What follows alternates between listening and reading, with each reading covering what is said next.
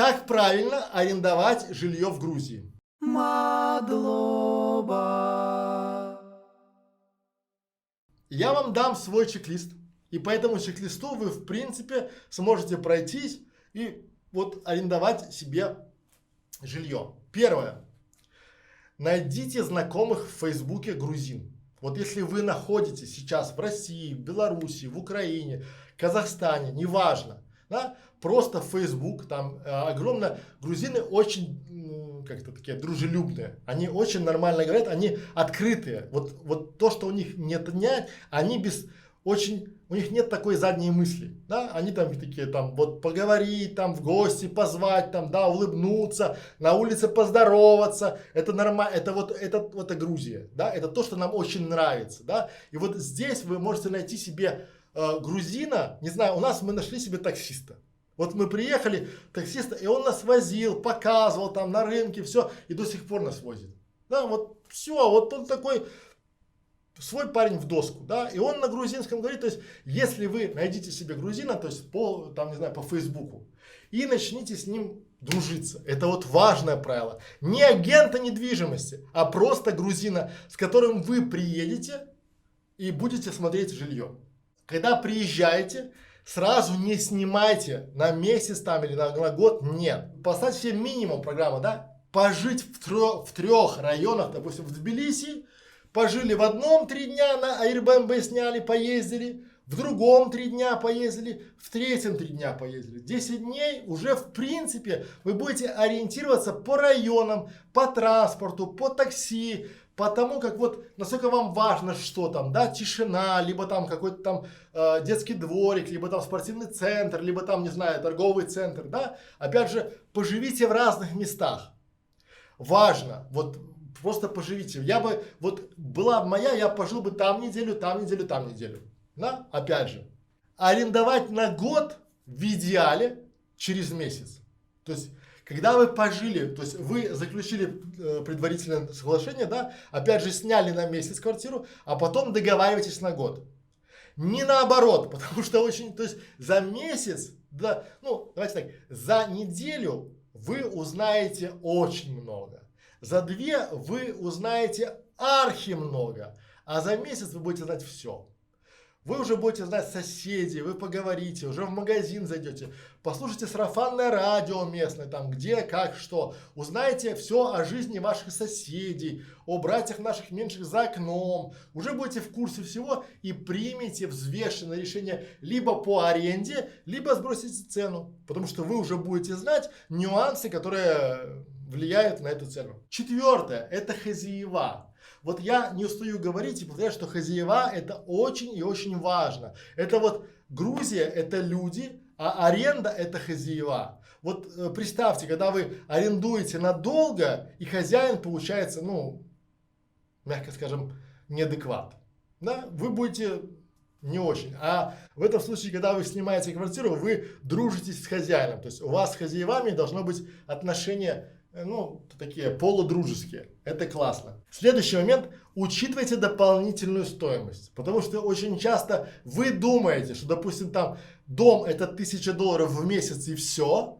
А потом, оказывается, дом это $1000. Плюс там $200 там газ, $100 свет, там интернет, там еще там туда-сюда, там потом еще это, там еще это, там еще там тут-то. И уже получается 1,5.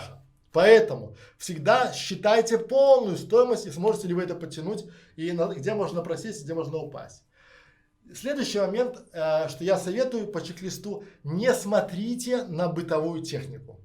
Бытовую технику проще купить под себя, и потом, в принципе, ее там, допустим, если вы в этой квартире не хотите, то проще ее перевозить. Ну, или продать, потому что тут огромное количество барахолок, все нормально продается, перепродается. То есть вот второй рынок тут очень хорош, вторые руки. То есть если вы условно, давайте посчитаем, чтобы вам было просто. Холодильник. Мы приняли решение купить холодильник за там условно $1000.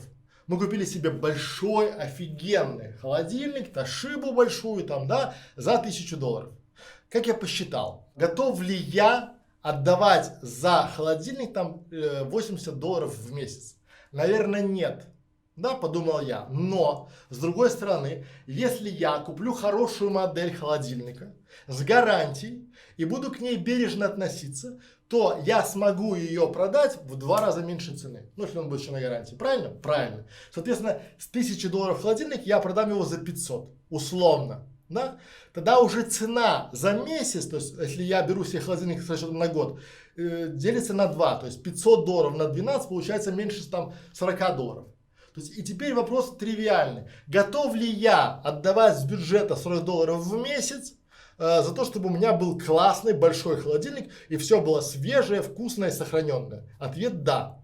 Все. Вот такой простой расчет. И я не беру микроволновку. Друзья мои, если вы снимаете квартиру на год и ходите, думаете, вау, микроволновка, тут нету так дорого. $100.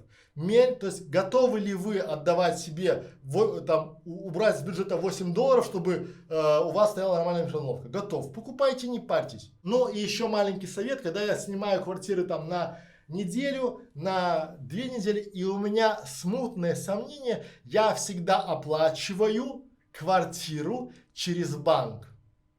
Тут есть TBC банк, Банк Грузии, и в принципе у них очень нормальные интернет-банкинги. И для чего я это делаю? У любого гражданина Грузии есть какой-то счет в банке. И лучше всего потерять там 1-2 лара, перечислить им на банковский счет, но у вас будет бумажка о том, что вы передавали вот такую-то сумму этому человеку. То есть от вас этому. Это, ну, меня это успокаивает. Я думаю, что их это дисциплинирует. В Рыках нам очень помогло, да, потому что когда мы говорили, там это был аргумент, потому что мы оплачивали квартиры строго по банку. То есть, в принципе, хорошо. Чек-лист. Как правильно арендовать жилье в Грузии? Первое. Найдите знакомых в Фейсбуке, прежде чем сюда приехать, которые говорят на грузинском языке. Подружитесь, познакомьтесь, они вам помогут. Грузины, они очень доброжелательны. Второе. Приезжайте, снимайте лучше 3 раза, там, лучше 5 раз разные районы, пожили, чтобы везде там по 3 дня вам хватит, неделю за глаза вообще, а потом принимаете, потому что многие приезжают, снимают квартиру и потом пожинают плоды там и ходят там, типа у вас отдых, уже не отдых. Арендовать на год надо через месяц, то есть месяц пожили, потом приняли решение взвешенное. Да? Внимание на хозяевов, учитывайте дополнительную стоимость, очень важно, потому что бывает так, что здесь, доп. Расходы, которые вы не... То есть мы, когда снимали жилье в Минске или в Москве или в Польше, у нас не было там, у нас было коммунальное, но у нас не было в коммунальных там, не знаю, $250. Понимаете, вот не было. А дом это дорогое удовольствие. Бытовую технику проще купить, но и оплачивать лучше через банк. Если есть вопросы, пишите под этим видео, приходите к нам в Facebook. Есть такой вот каталог, который называется Madloba. Да? Там есть и агентство недвижимости, и салон красоты, и магазины. Очень классный каталог, рекомендуем всем, потому что там действительно удобный выбор услуг в Грузии. Это то, чего нам не хватает до сих пор. Спасибо за внимание. Приходите к нам еще на канал 100 по 100. Грузия 100 вопросов. Вот. Всем спасибо, всем пока.